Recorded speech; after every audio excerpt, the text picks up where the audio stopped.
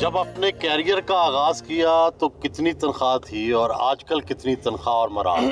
पहली जॉब शुरू की उस वक्त मेरा ख्याल 2600 रुपया तनख्वाह होती थी ग्रेड 17 की 2700। तो बड़ी बरकत होती थी।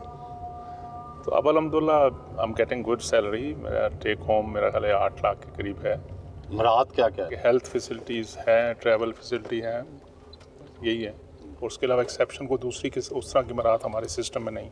डॉक्टर साहब, बहुत से वाइस चांसलर से मुलाकात हुई, उनमें से अक्सरियत ने या तो अपनी कुलीग टीचर से शादी की या अपनी तालबात से उनके साथ उनसे जो पढ़ती थी।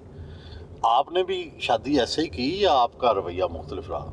मेरी फैमिली अरेंज मैरिज थी। नहीं, ये जो दूसरी शादियां आमतौर पर वाइस चांसलर्स में देखने में आती हैं, इसको आप किस तरह से देखते हैं? ऑन ए लाइटर नोट में एक दफ़ा मुझे, जब मैं अहमदाबाद यूनिवर्सिटी फैसलाबाद में होता था, तो पंजाब के गवर्नर ने बुलाया और मुझे कहा कि हमें किसी ने आपका नाम दिया, हम आपको वाइस चांसलर कंसिडर कर रहे हैं। तो उस वक्त मैं थोड़ा सा यंग होता था, तो मैंने उनसे कहा जी नहीं, I don't think this is my cup of T, अभी मैं उस लेवल पर नहीं हूँ।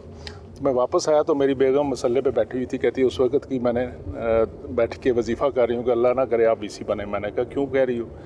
वही आप ने कहा कि मैंने सुना है कि वीसी दूसरी शादी करते हैं। तो अल्लाह। मैंने देखा कि बहुत से प्रोफेसर पीएचडी अमेरिका से पढ़ के आने वाले, वो 9/11 को भी तस्लीम नहीं करते, उसामा बिन लादेन के ऑपरेशन को भी नहीं मानते। वो इसे एक अमरीकी साजिश और एक घिनौनी साजिश करार देते हैं। आपकी भी यही राय है जो जनरली पाई जाती है हमारे एकेडमिया में? देखें, मैं ये समझता हूँ ना कि आप अगर घर से मजबूत होना, तो साजिश तो हमेशा होती रही हैं, पहले भी होती रही हैं, आगे भी होती रहेंगी। इससे ज़्यादा कि हम ब्लेम फिक्सिंग करें, अपने घर को, अपनी चीज़ों को स्ट्रांग करना चाहिए। लेकिन 9/11 हुआ है या नहीं हुआ?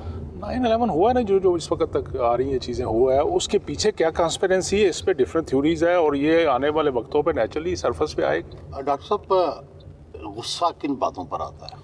चीटिंग पे, बेईमानी पे, झूठ पे, दूसरों की टांगों खींचने पे, गलत बयानी पे, इन चीज़ों से बड़ा गुस्से का इजहार कैसे करते हैं? पहले तो नहीं करता था, अब शायद मैं बूढ़ा भी हो गया हूँ तो अब मैं इजहार भी कर देता हूँ, ओपनली कर देता हूँ। तो I can't tolerate this thing. मैं एक नालायकी थोड़ी सी बर्दाश्त शायद कर लूँ, बेईमानी मुझसे बर्दाश्त नहीं होता। खुश किस बात पे होता है? खुश इस बात पे होता हूँ कि जो अल्लाह ताला ने मेरी ज़िम्मेदारी दी है और अगर मेरी वो डिलीवर किया और मैं अपनी यूनिवर्सिटियों की जो मुश्किलात हैं उसको कम करने के लिए या अपनी पाकिस्तान की बेहतरी के लिए कोई ऐसा अमल किया हो या ऐसी कोई हमने प्रोजेक्ट लॉन्च किया हो जिससे मुझे नज़र आ रहा है कि ये बेहतरी हो रही है, या मैंने कोई ऐसा काम किया हो जिसमें मेरी बहनों, मेरी भाई, मेरी बच्चियों का, मेरे घर वालों का कोई बेहतरी हो रही है, तो मुझे उससे खुशी होती है।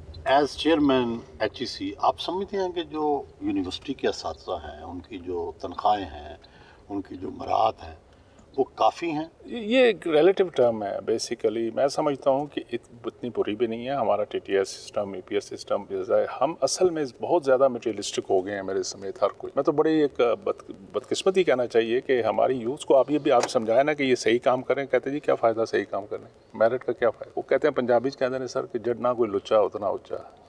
हमने तो ये कल्चर पैदा कर दिया पाकिस्तान, तो उसकी वजह से मसाइल हैं, वरना तो ऐसा कोई इशू नहीं है। माशाल्लाह हमारे स्कूल कॉलेजेस की सैलरी अल्लाह करे रिसोर्सेज हों तो इससे डबल करनी चाहिए।